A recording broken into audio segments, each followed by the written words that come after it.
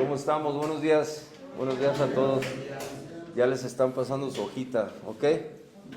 Para que antes de empezar me gustaría decirte algo de la palabra de Dios. Primero que nada vamos a poner atención, ¿amén? No por mí, yo nada más vengo a traerte un mensaje.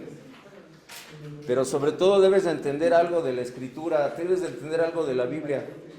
Que la Biblia no es plenamente informativa, ¿eh? La Biblia fue escrita, diseñada y creada por Dios para que nuestro carácter fuese moldeado. ¿Para qué fue creada la Biblia? Para que nuestro carácter fuese moldeado. No es meramente información, ¿eh? No es información. Esa hoja que tienes ahí en tus manos está diseñada para que toque también tu carácter, tu manera de pensar, tu manera de ser, tu manera de desenvolverte en tu diario vivir. Por eso vas a escuchar esta frase muy frecuentemente. Nosotros no hablamos de religión, esto no es religión. Nosotros tenemos una relación con Dios, ¿sí? Tenemos una relación con nuestro Creador. Tenemos una comunicación constante con nuestro Creador, el que te hizo, el que te diseñó a su imagen y semejanza. ¿Amén? Amén. Por eso no es información. La información no cambia. La información no te transforma, no te toca. Lo que cambia tu vida, lo que cambia mi vida, lo que transforma nuestro ser, es el hecho de entender que la Biblia fue diseñada para moldear mi carácter. ¿Amén? No se te debe de olvidar esto. La próxima vez que vuelvas a ver una Biblia o que tengas ese contacto con la palabra de Dios, tienes que entender esto, que Dios te va a dar una palabra a través de mí, a través de mis hermanos, a través de quien escuches tú la palabra de Dios. Dios te va a dar una palabra a tu vida para que tu carácter y mi carácter sean moldeados. Amén. Pues vamos a comenzar. Jesucristo en los Salmos. Serie Jesucristo. Los israelitas compusieron muchísima poesía a lo largo de su historia. Sí, los poemas fueron escritos por los sabios, los reyes y los profetas de Israel. Algunos poemas fueron cantados por coros en el templo de Jerusalén, mientras que otros fueron orados por las familias en sus casas. Y a lo largo de los siglos, los poemas más importantes y más ampliamente leídos fueron compilados, juntos para ser leídos o cantados en ocasiones especiales. Y estoy familiarizado con libros de poesía, una gran colección de los mejores poemas en un mismo lugar, y puedo leerlos y elegir mis favoritos. Pero el libro de Salmos no es este tipo de colección. Aquí, cada poema ha sido profesionalmente elaborado y luego colocado donde está por una razón, para crear una narrativa desde el principio del libro hasta el final.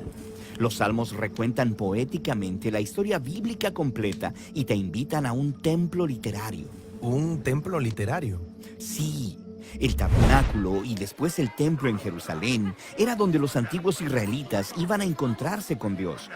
Cuando llegabas, veías arte e imágenes por todos lados.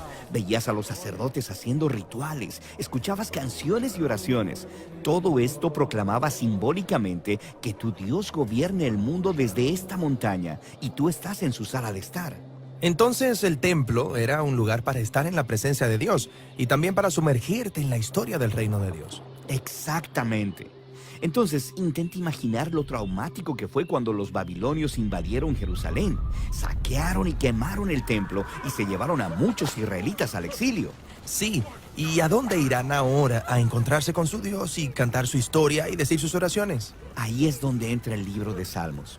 Este es un libro de oraciones para exiliados, diseñado como un templo virtual. Entras a los Salmos para encontrarte con Dios y para escuchar de forma completa la historia bíblica del reino de Dios cantada en poesía para ti. Genial, pero ¿cómo hacen los Salmos esto? Empecemos con el diseño del libro. Hay 150 poemas divididos en 5 secciones claras. Al principio, se ha colocado una breve introducción, Salmos 1 y 2, que establecen los temas principales del libro completo repasando la narrativa bíblica. Ok. El Salmo 1 mira hacia el jardín del Edén y su río de la vida. Sí, Dios colocó a la humanidad en un jardín templo.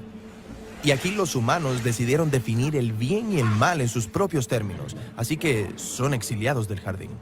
Pero el primer salmo pinta un retrato de esperanza acerca de un hombre recto que se deleita en la sabiduría de Dios, llamada Torá o instrucción.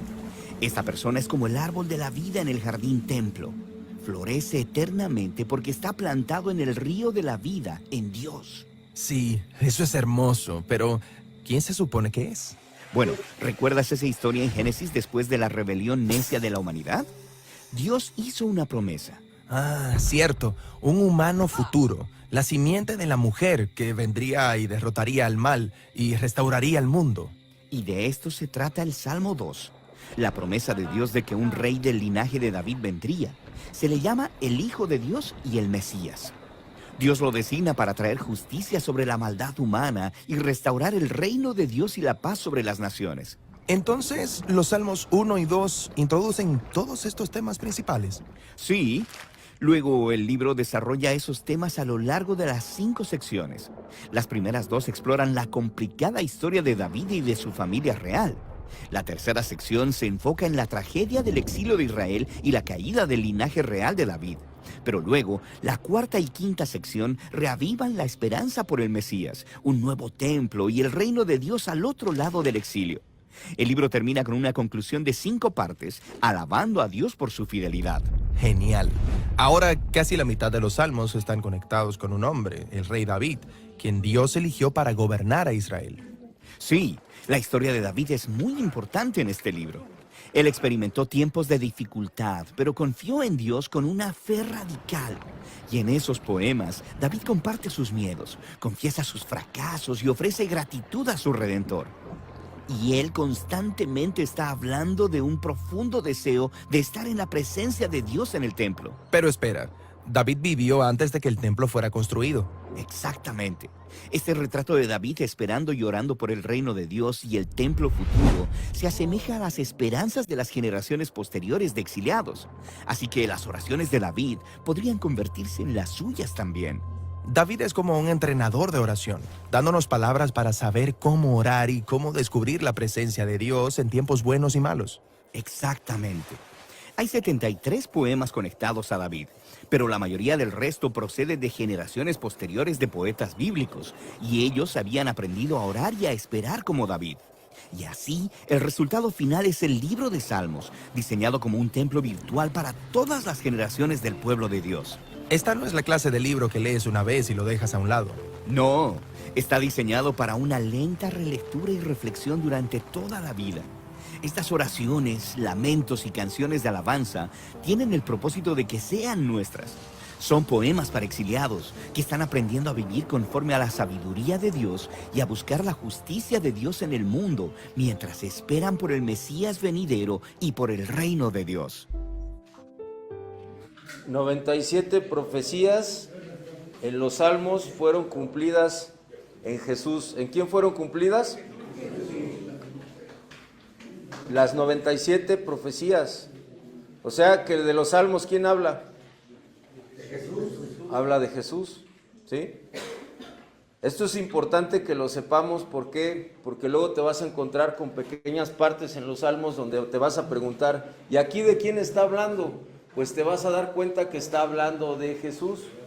Toda la Biblia, hemos estado estudiando estos días, desde que empezamos este tema de Jesucristo y la Biblia, toda la Biblia habla de Jesús. La ley, los profetas, los salmos, habla de Cristo. Amén. Cuando yo estoy leyendo los salmos me van a llevar siempre a Jesús, a la persona de Jesucristo. Amén.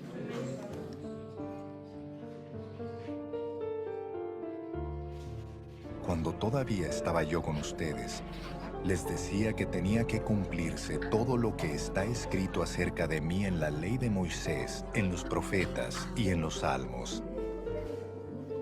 ¿Qué profecías de los salmos fueron cumplidas en Jesús? Profecías de los salmos fueron cumplidas en Jesús. 97 profecías en los salmos cumplidas en Jesús.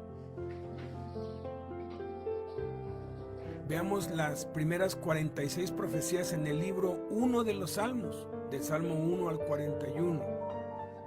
Reyes y gobernantes se unirían contra el Mesías.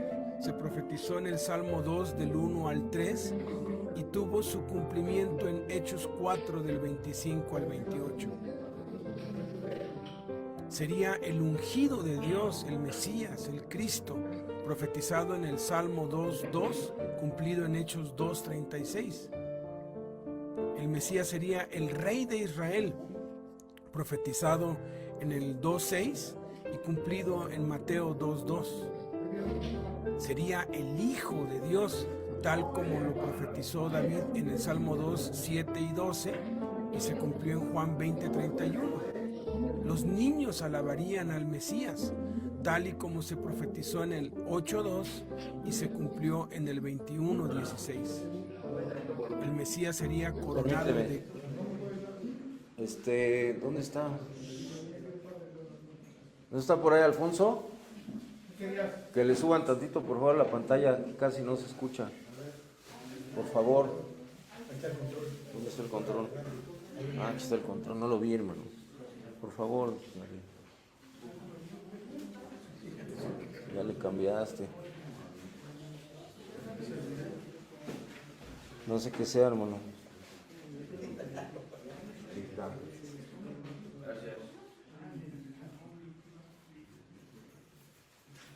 Más. A ver cómo se escucha. Gloria y honra, profetizado en el Salmo 8, del 5 al 6, cumplido en Lucas 24, 50 al 52. Dios pondría todo debajo de los pies del Mesías, profetizado en el mismo Salmo 8, 5 y 6. ¿Sí entiendes el comparativo? Este es el Antiguo Testamento. La profecía. Y este es el Nuevo Testamento. ¿Sí? Con el cumplimiento. ¿Queda claro? El Nuevo Testamento es un reflejo del Antiguo Testamento. Y durante toda la Biblia vas a encontrar este comparativo. Siempre lo vas a encontrar. Cuando te topes en el Antiguo Testamento, en el Antiguo Pacto, en cualquiera de las tres partes, sea Salmos, Profetas o la Ley, te vas a encontrar con un nombre: el Hijo del Hombre, el Hijo de Dios, el enviado, el llamado. Te vas a encontrar con esta terminología. ¿De quién está hablando? De Jesús. ¿De quién? De Jesús. De Jesús. Siempre va a estar hablando de Jesús. ¿Sale? Para que no te confundas, vayas a decir, ¿de quién está hablando? Está hablando de Jesús. Aquí está la profecía y aquí está el cumplimiento. Antiguo Pacto, Salmos, cumplimiento en el nuevo Pacto. Amén. Cumplido en 1 Corintios 15, 27. El alma del Mesías no sería dejada en el Seol, en el Hades. Profetizado en Salmo 16:10, cumplido en Hechos 2:31. El cuerpo del Mesías no vería corrupción. Profetizado también en el 16:10, cumplido en Hechos 2:31. El Mesías resucitaría de los muertos. Profetizado en el 16 del 9 al 11, cumplido en Juan 20:9. Sería abandonado por Dios. Salmo 22:1, cumplido en 2 de Corintios 5:21. Clamaría: Dios mío, ¿por qué me has desamparado? La tierra se oscurecería en la aflicción del Mesías. Sería escarnecido, injuriado. Menearían la cabeza en su aflicción. La gente estaría esperando que Dios librara al Mesías en su aflicción. El Mesías estaría confiado desde el vientre de su madre. Moriría en medio de gran aflicción.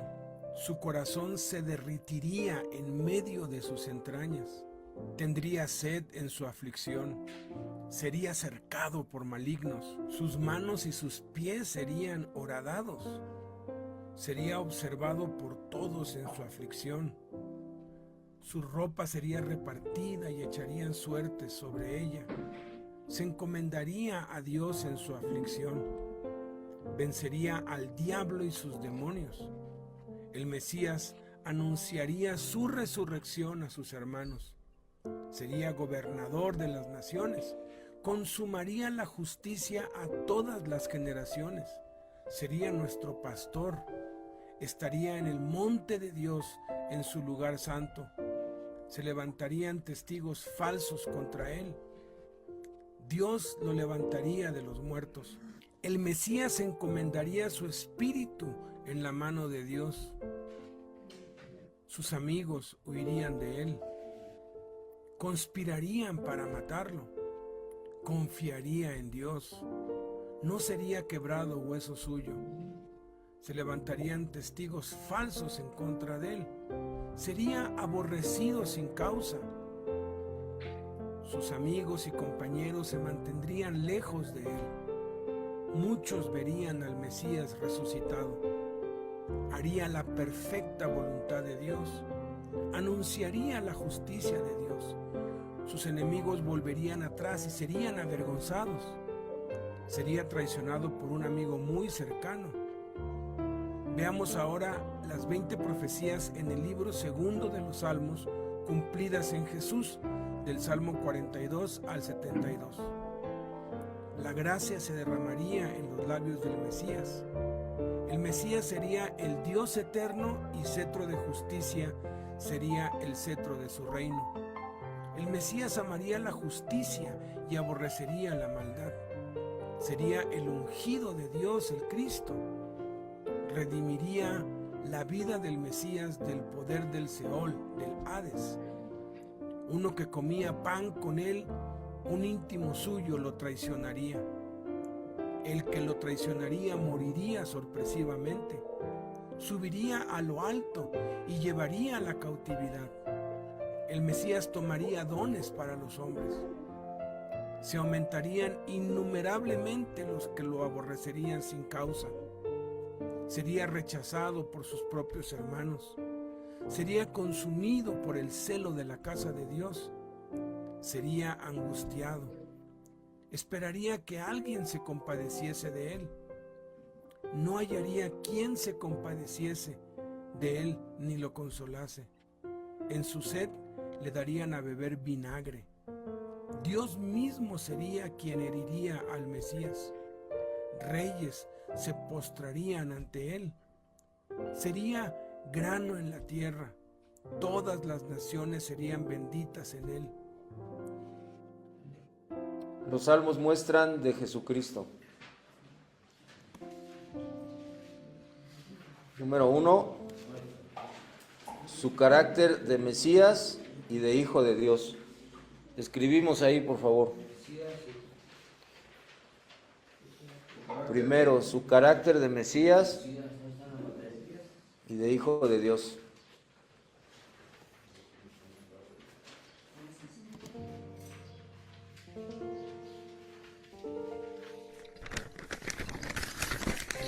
Los reyes de la tierra se preparan para la batalla. Los gobernantes conspiran juntos en contra del Señor y en contra de su ungido. ¡Rompamos las cadenas!, gritan, y liberémonos de ser esclavos de Dios. Pero el que gobierna en el cielo se ríe. El Señor se burla de ellos. Después los reprende con enojo. Los aterroriza con su intensa furia. Pues el Señor declara: he puesto a mi rey elegido en el trono de Jerusalén, en mi monte santo. El rey proclama el decreto del Señor. El Señor me dijo: tú eres mi hijo. Hoy he llegado a ser tu padre. Tan solo pídelo y te daré como herencia las naciones, toda la tierra como posesión tuya. Las quebrarás con vara de hierro, y las harás pedazos como si fueran ollas de barro. Ahora bien, ustedes, reyes, actúen con sabiduría. Quedan advertidos, ustedes gobernantes de la tierra. Sirvan al Señor con temor reverente y alégrense con temblor. Sométanse al Hijo de Dios, no sea que se enoje y sean destruidos en plena actividad, porque su ira se enciende en un instante. Pero qué alegría para todos los que se refugian en él.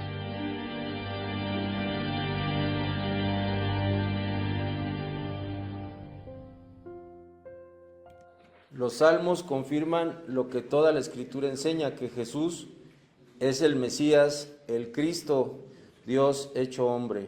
Amén. Va a haber quien te diga que no, Va a haber quien te quiera engañar y te quiera decir, ay, es que eso no dice la Biblia, hermano. No, sí lo dice, y lo dice en muchas partes. Va a haber doctrinas, hay doctrinas falsas, se han levantado doctrinas y sectas falsas donde hablan acerca de que Jesús no es el Hijo de Dios. Hay otra peor que dicen que Jesús no es Dios. Y eso es totalmente imposible, porque solamente Dios puede perdonar pecados, y quien nos ha perdonado ha sido Jesús. Amén. Entonces Dios... Hay que aclarar que el término Mesías es enviado. Es el enviado. Porque el pueblo judío lo que estaba esperando era un Salvador. Así es. Estaban esperando un Salvador y ellos pensaban que iba a llegar, no sé, en un caballo alado, un guerrero así que cortara cabezas. Y en realidad el Mesías que ellos esperaban lo veían muy grande. Cuando entra Jesucristo en un borrico, pues no le creyeron, o sea...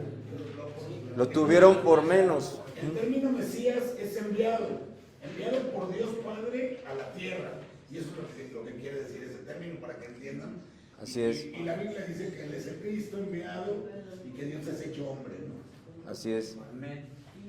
Y muchos más términos que habla referente a la persona de Jesús, el Salvador, el Hijo de Dios, los que ya conoces y más todavía. Pero ojo con esa parte, que no debemos de quitar el dedo del renglón y estar al pendiente de que nos enseñen una falsa doctrina. Dice: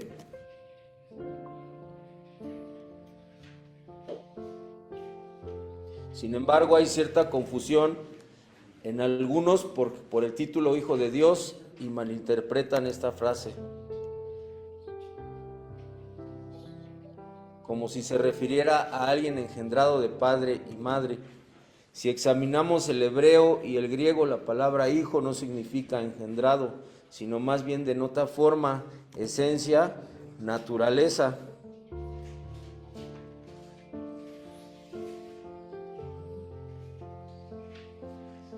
Por eso encontramos expresiones como hijos de ira, hijos de luz, hijos de desobediencia, lo cual indica su naturaleza o esencia. Tú y yo tenemos una esencia, ¿no? Amén. ¿Quién vive en tu corazón? Entonces eres hijo de Dios, eres hija de Dios. Amén. Sí, a lo mejor, tal vez donde te choca un poco este término es en actitudes, formas de dirigirte, problemas con el carácter. Ahí es donde choca, porque dices, ¿cómo soy hijo de Dios y hago esto? ¿Cómo la Biblia dice que soy hija, hijo de Dios y hago esto mal? Me equivoco, cometo errores. Está calculado. Dice la palabra de Dios en Juan 1:12 que además a todos los que recibieron, a los que creen en su nombre, ¿les dio qué? Les dio la potestad de ser hechos hijos de Dios. Esta palabra potestad es interesante revisarla, te voy a decir por qué. Porque en otras versiones habla acerca de que nos da, esta misma palabra significa potencia. ¿Qué significa esta palabra potestad? Potencia. Nos ha dado el poder, la potencia, la autoridad. Y tanto el poder, la potencia y la autoridad se ejercen. ¿Se qué? Se ejercen. ¿A qué me refiero con esto? Que tengo que demostrar que lo soy. Dios ha creído en ti y en mí, amén. Él ha puesto su Espíritu Santo en ti y en mí. Ahora, ¿qué tiene que ocurrir? Tiene que ocurrir un proceso de cambio en ti y en mí. Tiene que haber una transformación constante. Tengo que vivir precisamente esa parte de creer que soy hijo de Dios. Porque hay otra, puedes no creer en ser hijo de Dios.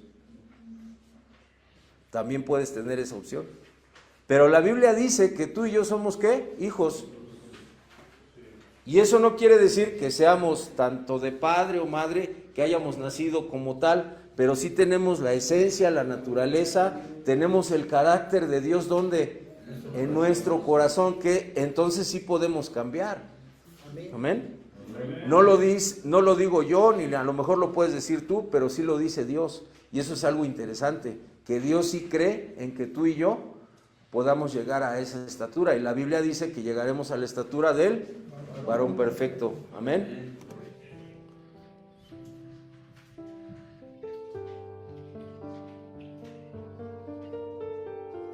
El título que Jesús más utilizó para referirse a sí mismo como Hijo del Hombre, y si hijo significara engendrado, entonces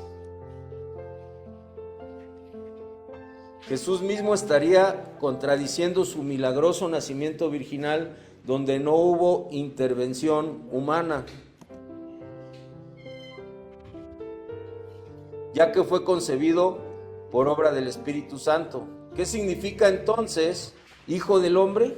Significa de naturaleza humana, de esencia humana, de forma humana. Dios tuvo que haberse hecho carne, forzosamente. Luego muchos dicen, lo vas a escuchar, no, pero es que si es Dios, ¿cómo permitió que lo crucificaran? ¿Cómo permitió, siendo Jesús mismo Dios, que lo mataran de esa manera? Tuvo que ser así. Si no, hoy tú y yo no estaríamos hablando de Él, ni tendríamos perdón de pecados. Tendríamos una vida totalmente condenada en el pecado y directos a la condenación eterna. Jesús tuvo que morir y resucitar. Amén. Amén. Era obligatorio que esto ocurriera porque es una ley. Ya mi hermano Fernando la semana pasada hablaba acerca de esta ley que es la famosa Pascua. ¿Sí? Por ahí alguno de ustedes preguntó qué era la Pascua, ¿verdad? Para que te quede más claro, lo explicaron ese día, pero hago un recordatorio. La Pascua es la celebración del pueblo hebreo cuando salió de Egipto, de la esclavitud, salieron a la libertad, al desierto. Pero esa última noche que estuvieron ahí, en los dinteles, el dintel es esta parte de la puerta, el marco se llama dintel, la Biblia lo maneja como dintel. En el marco de la puerta era muerto o era matado un cordero perfecto, y la sangre era untada o embarrada alrededor del dintel, porque el espíritu de destrucción iba a pasar por esa noche e iba a quitar la vida de todos los primogénitos que no tuvieran esa marca en su hogar.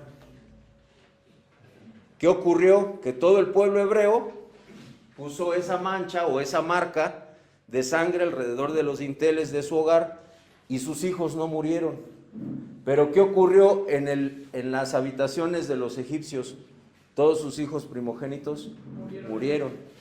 Te pregunto, y ya conociendo este reflejo del antiguo pacto con el nuevo, ¿qué simboliza la sangre alrededor del dintel?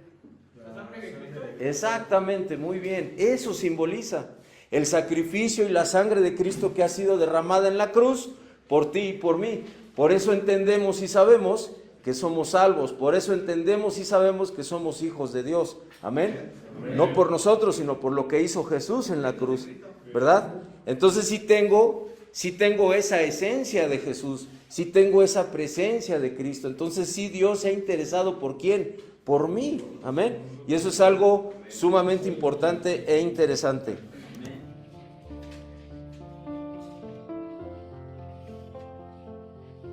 Algunas versiones de la Biblia traducen este título como ser humano, porque ciertamente Jesús nació de mujer como humano. Fue 100% humano al mismo tiempo que era 100% divino.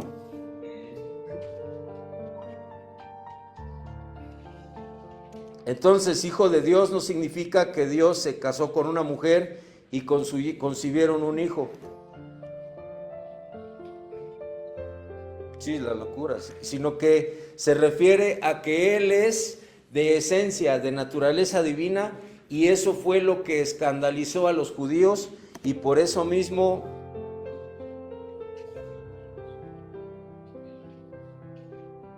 querían matar a Jesús, porque Él decía que era el Hijo de Dios, y le decían que blasfemaba porque decían que se hacía a sí mismo Dios, porque hay un solo Dios, y si Jesús declaraba ser de forma, naturaleza y esencia divina, Hijo de Dios, entonces Él mismo era Dios entre los hombres. Emmanuel, que significa ¿qué, Emmanuel? Dios con nosotros, tal como había sido profetizado. Amén. Que Jehová el Creador se haría hombre y caminaría entre nosotros. Eso le causa terror a Satanás. Por eso se han hecho sectas. Y ojo con esa parte, porque esto desvía a muchas personas. Me ha tocado verlo en las iglesias, tristemente, es verdad. Me ha tocado ministrar gente que llega con esta clase de enseñanzas torcidas totalmente.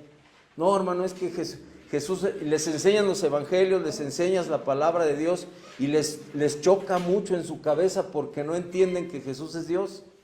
Y cuando no comprendes esta parte y lo tratas de ver de acuerdo a como el ser humano lo enseña, sin esta divinidad, sin el entender que Dios es 100% hombre y 100% divino, si no ves a Jesús de esa manera vas a chocar mucho con el evangelio, no lo vas a entender, porque finalmente te va a sacar la misma Biblia el entender de que Jesús es 100% hombre y 100% divino, y es Dios.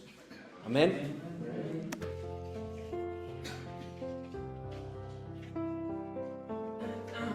¿Cómo pudo Dios encarnarse como ser humano y morir? Veamos ahora las 7 profecías en el libro 3 de los Salmos cumplidas en Jesús, del Salmo 73 al 89.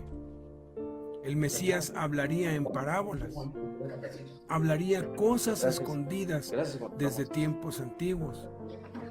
Dios alejaría a los amigos del Mesías, llamaría a Dios Padre. Sería el más excelso de los reyes de la tierra. Su descendencia sería para siempre. El Mesías sería el testigo fiel. Veamos ahora las 7 profecías en el libro 4 de los Salmos, cumplidas en Jesús, del Salmo 90 al Salmo 106. El Mesías sería Dios desde siempre. El Mesías sería cuidado por los ángeles. Sería excelso sobre toda la tierra. Sería Dios bueno. Sufriría lo indescriptible. Sería visto en gloria. Permanecería para siempre. Segundo, sus sufrimientos, crucifixión y muerte. Crucifixión.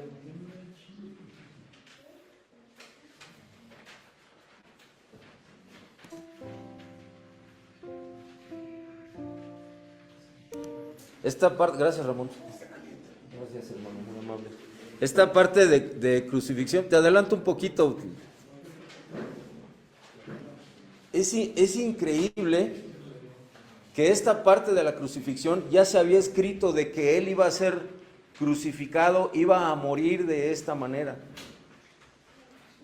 Pero los profetas o el salmista que escribió respecto a Jesús que iba a ser crucificado, ¿qué crees, hermano? Nunca había visto ni experimentado una crucifixión porque no existían. Esa parte es increíble. Porque ¿cómo puedes hablar de algo que nunca has visto? ¿No? Es como si hoy habláramos y dijéramos, es que en tiempos futuros van a agarrar a alguien y de tantos delitos que va a hacer las mismas autoridades del gobierno, va a morir de una forma como nunca has visto morir a alguien. ¿Ah? ¿Cómo? Lo van a congelar en el Polo Norte, ¿no? Pero antes le van a dar una calentadita y luego lo van a enfriar y luego lo van a calentar y así lo van a traer, ¿no?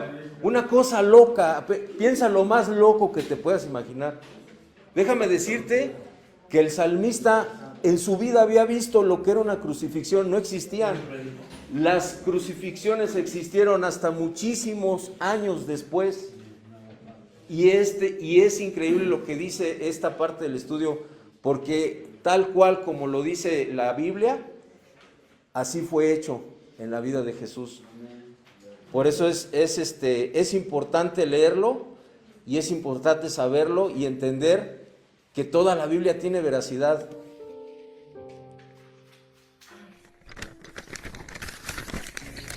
Pero yo soy un gusano, no un hombre. Todos me desprecian y me tratan con desdén. Todos los que me ven se burlan de mí. Sonríen con malicia y menean la cabeza mientras dicen, ¿Este es el que confía en el Señor? Entonces que el Señor lo salve. Si el Señor lo ama tanto, que el Señor lo rescate. Sin embargo, me sacaste a salvo del vientre de mi madre, y desde que ella me amamantaba, me hiciste confiar en ti. Me arrojaron en tus brazos al nacer. Desde mi nacimiento tú has sido mi Dios. No te quedes tan lejos de mí, porque se acercan dificultades y nadie más puede ayudarme. Mis enemigos me rodean como una manada de toros. Toros feroces de Basán me tienen cercado. Como leones abren sus fauces contra mí, rugen y despedazan a su presa. Mi vida se derrama como el agua y todos mis huesos se han dislocado. Mi corazón es como cera que se derrite dentro de mí. Mi fuerza se ha secado como barro cocido. La lengua se me pega al paladar. Me acostaste en el polvo y me diste por muerto. Mis enemigos me rodean como una jauría de perros. Una pandilla de malvados me acorrala. Han atravesado mis manos y mis pies. Puedo contar cada uno de mis huesos. Mis enemigos me miran fijamente y se regodean. Se reparten mi vestimenta entre ellos y tiran los dados por mi ropa. Este salmo fue escrito, y aquí viene lo que yo te explicaba, fue escrito entre el 1055 y el 1015 antes de Cristo, 400 años antes de que los persas comenzaran a utilizar el método de crucifixión. Y si te das cuenta, el salmista da detalles. Despojaron mi vestimenta, clavaron mis pies y mis manos con clavos, ¿sí? Jugaron dados con mi misma ropa, o sea, y todo tú y yo, ya lo sabemos, ¿no? Ya lo sabemos, todo cuadra perfectamente bien.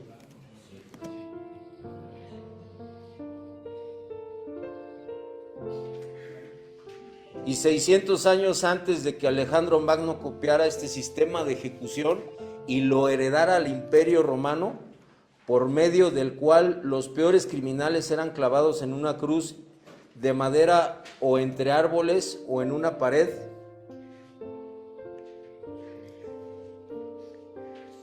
normalmente desnudos y dejados allí hasta su muerte, provocándoles dolores y agonía en extremo. Es impresionante cómo describe detalladamente los sufrimientos y agonía de una crucifixión siglos antes de que empezara a ser usada como pena capital. O sea, no hay manera de decir, no, pues se la soplaron, ¿no? Le dijeron, se la contaron por ahí la escuchó y la copió y dijo, esa me la voy a aventar allá, ¿no? No hay manera, no hay, es un abismo de años. Son muchísimos años, ¿no? Oye, si aquí entre sexenio y sexenio, que no sé si tú recuerdes cómo eran los que yo tenemos un poquito más de años, cómo eran los sexenios, por ejemplo, en los 80s, ¿no? Cómo era la vida en los años 80s y cómo es la vida hoy. Ya pasaron casi 50 años, la vida cambió tremendamente. Tremendamente la vida cambió en menos de 50 años. Ahora imagínate 1000 años. Es imposible que esto lo haya inventado o se lo haya sacado de la manga. Es imposible. Solamente Dios lo pudo haber hecho a través de su inspiración divina. Amén. Los romanos no inventaron la crucifixión, pero sí la perfeccionaron. Los asirios y babilonios practicaban el empalamiento varios siglos antes de Cristo. De allí nace el prototipo para las futuras crucifixiones. Se cree que los persas fueron los que inventaron este atroz castigo.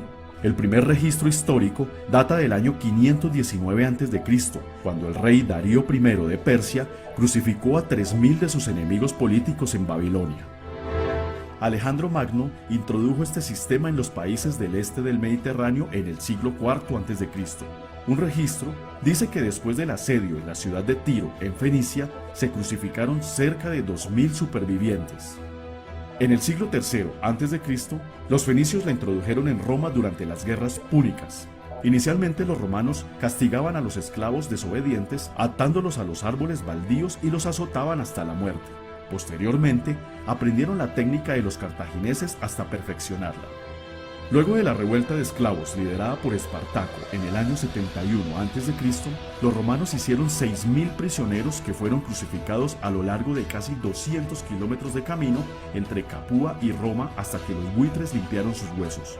Este castigo se consideró como la forma más humillante de morir, clavado en un poste de pies y manos, totalmente desnudo, con un cartel sátiro sobre la cabeza y expuesto a la intemperie hasta que las heridas, la inanición y la asfixia acabaran con la vida, o en ocasiones comidos vivos por animales, pues las aves rapaces se comían los ojos, nariz y mejillas.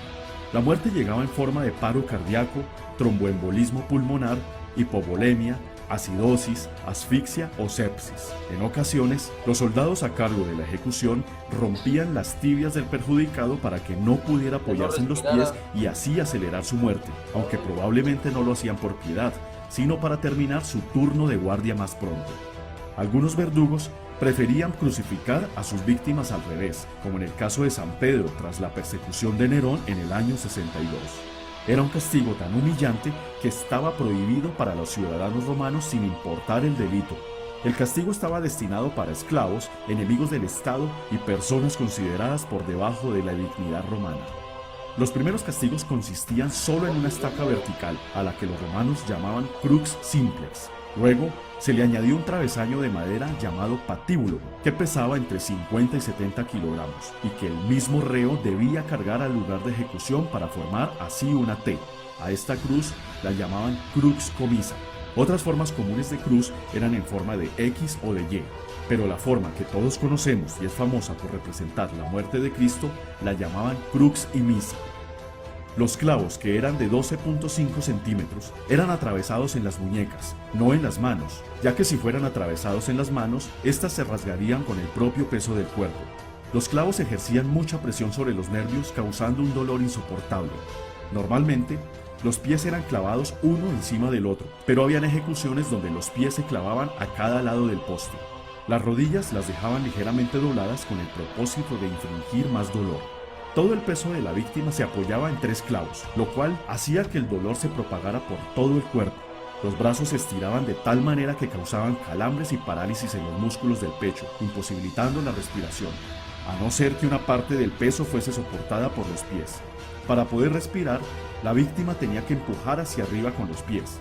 Además de sufrir el dolor insoportable causado por los clavos en los pies, la espalda desnuda de la víctima se frotaba contra el áspero madero de la cruz. Sumado a esto, se debe tener en cuenta que antes de la crucifixión, el condenado era azotado con un flagrum, el cual era un bastón con 3 o 4 correas de cuero. Cada correa estaba compuesta por trozos de metal y huesos de cordero que desgarraban hasta en un 70% la piel.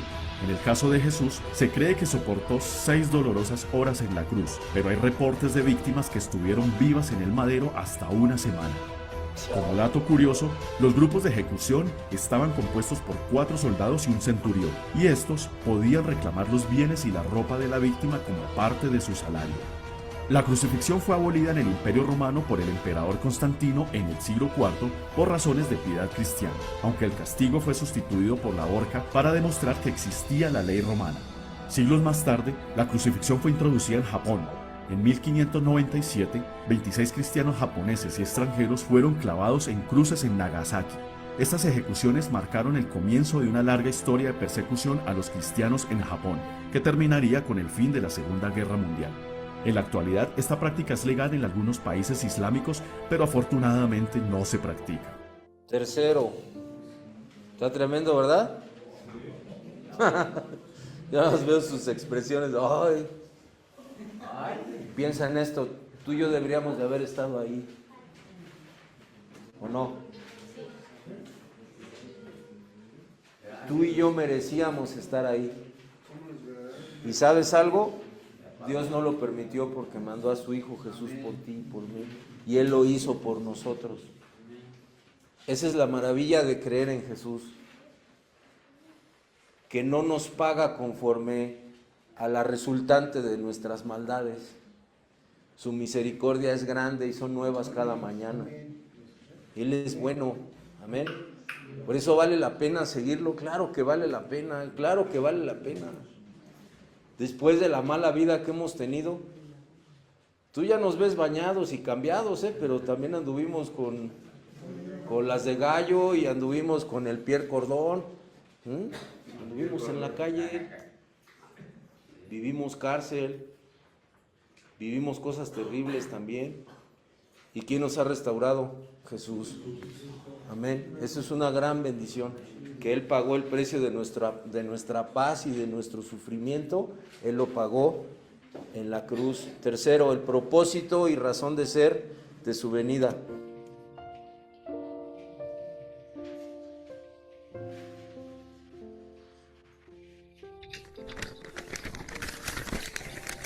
No te deleitas en los sacrificios ni en las ofrendas.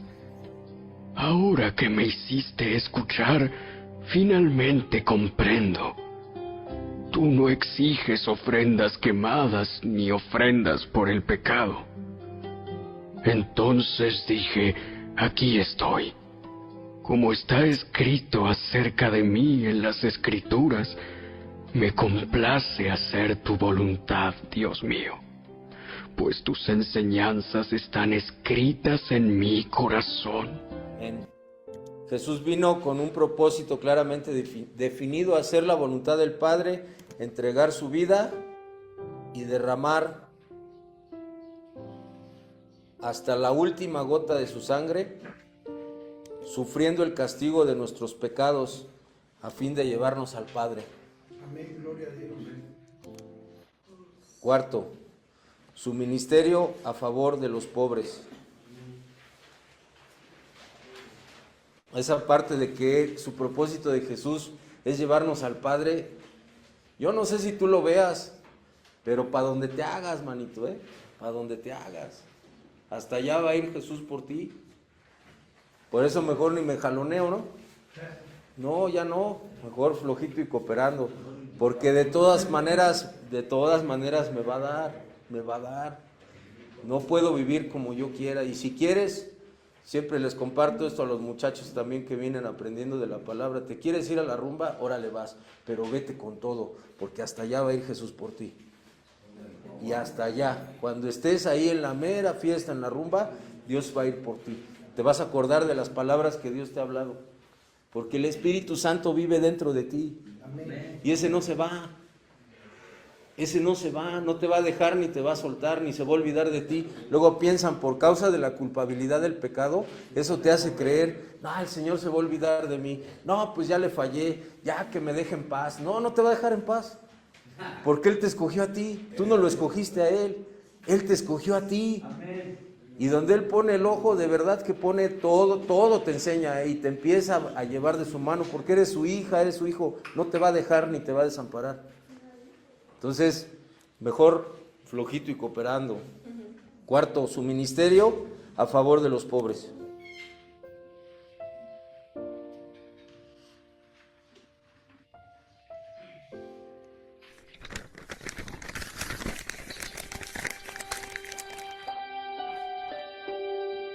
Oh Dios, concede al Rey tu amor por la justicia y da rectitud al Hijo del Rey. Ayúdale a juzgar correctamente a tu pueblo, que los pobres siempre reciban un trato imparcial. Rescatará a los pobres cuando a Él clamen. Ayudará a los oprimidos que no tienen quien los defienda. Él siente compasión por los débiles y los necesitados y los rescatará. Los redimirá de la opresión y la violencia, porque sus vidas le son preciosas. Jesús ayuda a aquellos que no pueden hacer nada para ayudarse a sí mismos. ¿Cuántos hay de esos aquí? Amén. 3, 4 nada más. Pies y manos, Sí. Y no encuentran ayuda en los demás. Todos los desvalidos están bajo el cuidado especial del compasivo Rey de Sión. Para Jesús cada persona es sumamente valiosa. Amén, gracias a Dios. Agustín de Hipona, después de escudriñar a fondo las Escrituras, fue conmovido hasta sus entrañas al descubrir la grandiosa verdad de que si él fuese sido el único pecador de todos los hombres, el más bajo y despreciable de todos, Jesús de todas maneras hubiese venido a morir y dar su vida en la cruz por él. Amén. Y lo mismo hubiera hecho por ti. Así tú hubieras sido el único. Así tú hubieras sido el único pecador, Jesús hubiera venido por ti y por mí. Así de importantes somos para Él. Por eso te digo que a donde te vayas, Dios va a ir por ti. Amén. Esto no es de que, ay, me trae el hermano, me trae Paquito, está chido mientras me aliviano. No, hermano, ojalá fuera así, te dijera, bueno, pues va, como dicen en AA, ponte bien y vete, ¿no? No, hermano, esto es para toda la vida. Es para toda la vida. Dios te ha alcanzado para toda la vida, para el resto de tu vida, para que le compartas a tus hijos, a tus hijas, a tus padres, a tus hermanos, para toda la vida. Amén. Luego dice,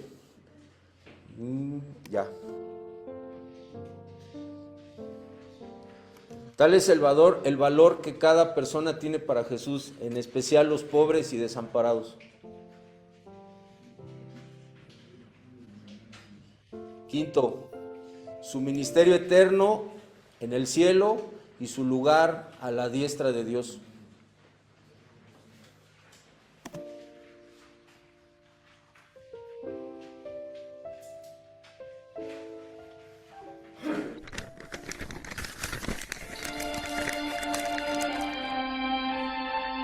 El Señor le dijo a mi Señor: siéntate en el lugar de honor a mi derecha, hasta que humille a tus enemigos y los ponga por debajo de tus pies.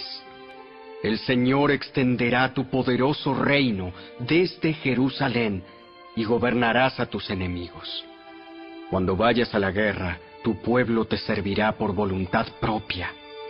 Estás envuelto en vestiduras santas, y tu fuerza se renovará cada día como el rocío de la mañana.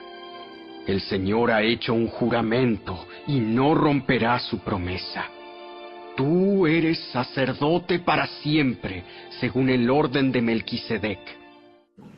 Literalmente, Salmo 110:1 dice, dijo Jehová a mi Jehová, Jehová es Jesús, ¿cómo es esto posible?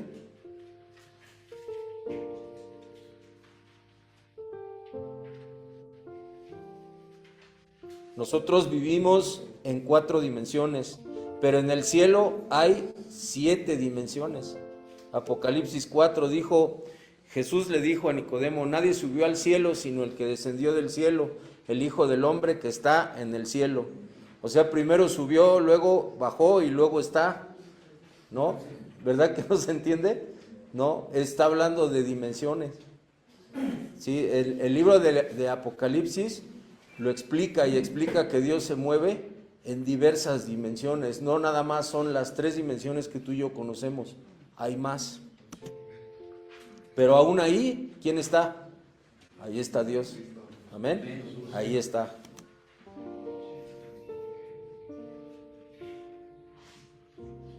El Dios eterno, el único y sabio Dios, al mismo tiempo que estaba en su trono en el cielo, estaba caminando entre los hombres en la persona de Jesús. Por eso es que ahora Jesús está a la diestra del Padre, Dios a la diestra de Dios, intercediendo por nosotros.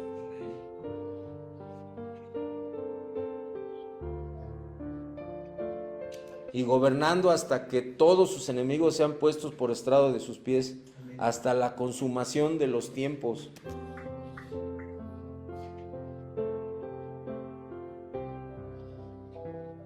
Cuando descenderá del cielo con gran poder y gran gloria para juzgar a vivos y a muertos. ¿Qué significa que Jesús está sentado a la diestra del Padre? Si lees el Nuevo Testamento, notarás que el título más frecuente que utilizan las personas para describir a Jesús es el Cristo, esto es, el Mesías. Pero sorprendentemente, Jesús casi nunca usó esta palabra para describirse a sí mismo. En lugar de eso, se llamaba a sí mismo el Hijo del Hombre. El Hijo del Hombre. ¿Qué significa eso? Bueno, la frase viene de un capítulo importante del libro de Daniel en el Antiguo Testamento. Daniel era un prisionero de guerra israelita, quien fue obligado a vivir en el imperio de Babilonia y trabajar para el orgulloso y violento rey que destruyó su hogar. Eso suena horrible. Y mientras estaba viviendo y trabajando en Babilonia, Daniel tuvo un sueño profético muy loco. ¿Estás listo para escucharlo? Estoy listo. Él vio 4 bestias saliendo de un mar oscuro, animales híbridos que parecían monstruos, cada uno más terrorífico que el anterior. Y la 4ª bestia es tan mutante que no hay nada para compararlo con ella, y es violenta, dejando muerte y destrucción a su paso. ¿Y de qué rayos trata todo esto? Bueno, se le dice que estas bestias simbolizan a reyes violentos y orgullosos y a sus imperios. Oh, ¿como el imperio del que Daniel es esclavo? Sí, y estas criaturas podrían parecerte raras a ti, pero estas imágenes están desarrollando un tema bíblico importante.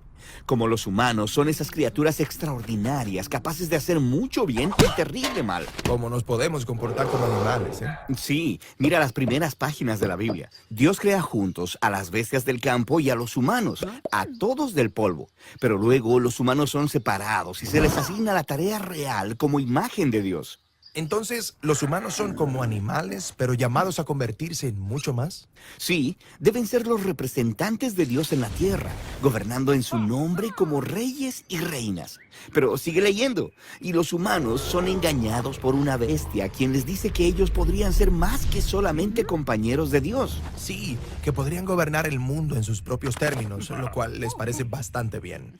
Pero Dios sabe que esto será un desastre, así que expulsa a los humanos al reino de las bestias. El acuerdo se perdió. Pero Dios promete que un día nacerá un humano que no se rendirá ante la bestia. Más bien, él vencerá y golpeará a la bestia mientras es golpeado por ella. Ok, entonces, durante el resto de la historia bíblica, estamos esperando a este humano, pero en lugar de él, historia tras historia, encontramos a personas actuando como bestias. Sí, como en la siguiente historia acerca de Caín, quien estaba celoso y enojado con su hermano Abel. Dios le advierte a Caín que se está enfrentando con un impulso bestial llamado pecado, una clase de maldad misteriosa y oscura que consume a los humanos. Pero Dios dice que Caín puede dominar a la bestia si así lo decide. Pero él no domina a la bestia. Él permite que el impulso lo devore y se convierte en una bestia. Y luego, después de esto, los hijos de Caín esparcen su violencia animal. Y ello lleva a la fundación de toda una civilización conocida por su orgullo bestial, la ciudad de Babilonia. Ok, Babilonia.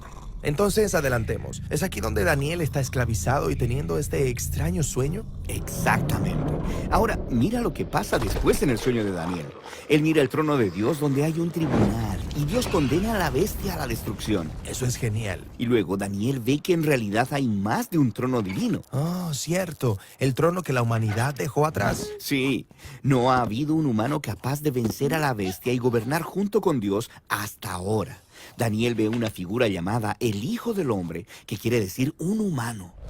Y él sube en una nube a la presencia de Dios y se sienta en el trono divino para gobernar el mundo. El acuerdo es renovado. Sí, y aún más, toda la humanidad adora y sirve a este Hijo del Hombre al mismo tiempo que a Dios. Oh, lo adoran. Así que este no es un humano ordinario. Este es como un Dios humano. Exactamente. Entonces, ahora puedes ver por qué, cuando entró en escena siglos después, Jesús de Nazaret eligió este título para sí mismo, el Hijo del Hombre. Él estaba diciendo que era ese humano verdadero, llevando a cabo la misión de confrontar a la bestia. Fue tentado a procurar poder en los términos de la bestia. Pero a diferencia de todos los humanos antes que él, Jesús resistió el impulso y expulsó a la bestia de la vida de las personas. Y él enseñaba a las personas cómo dominar a la bestia en lugar de ser dominados por ella. Entonces, ¿cómo dominas a la bestia? Bueno, Jesús lo hizo dando su vida. Espera, ¿dominar a la bestia muriendo? Sí, cuando Jesús estaba siendo juzgado en el tribunal de los hombres, siendo condenado a muerte, dijo: desde ahora verán al Hijo del Hombre sentado a la diestra de Dios y viniendo sobre las nubes del cielo. Pero este es el momento en el que está a punto de morir.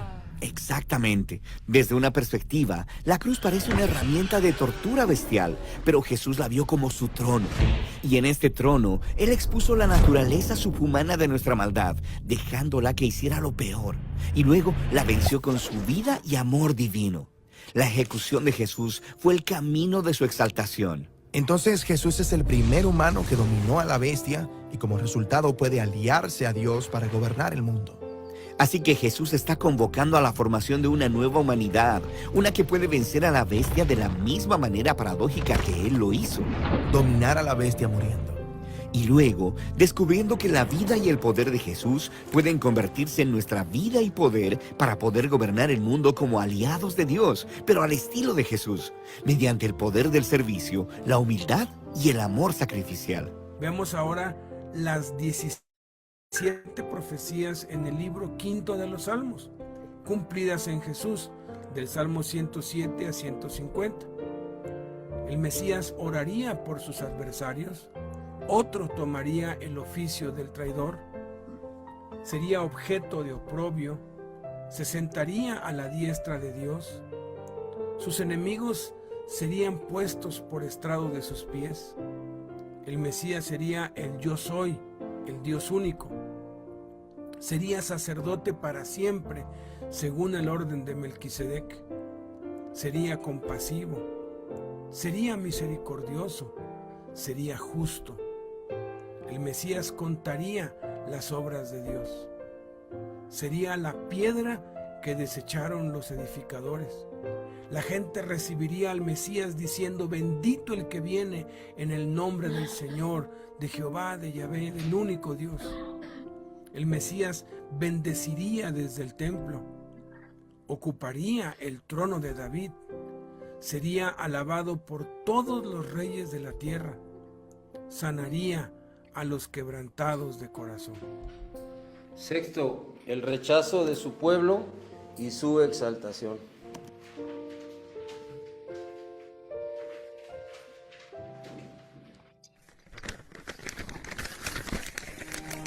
La piedra que los constructores rechazaron, ahora se ha convertido en la piedra principal. Charles Spurgeon dijo: los que rechazan la piedra escogida tropezarán con él para su propio daño, y antes de poco vendrá.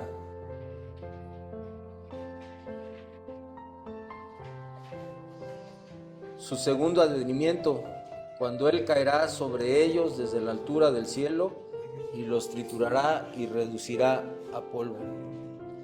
Séptimo, su resurrección de entre los muertos.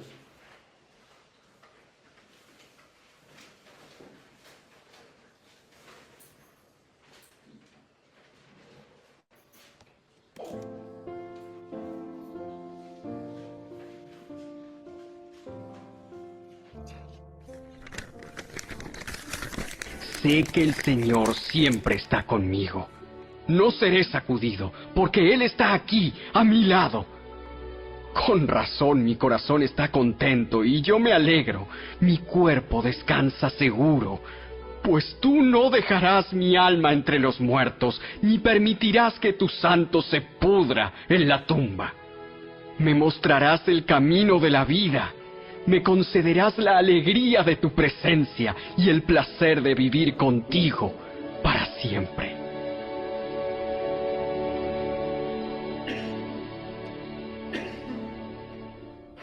El Salmo 16 se refiere a alguien siendo resucitado.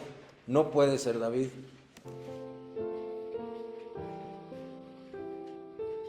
El Salmo se refiere al Mesías, que sería resucitado de entre los muertos. Si el Mesías no resucita, la Biblia miente. La resurrección de Jesús prueba que la Biblia es verdad, prueba la veracidad de la palabra de Dios. Amén. Amén.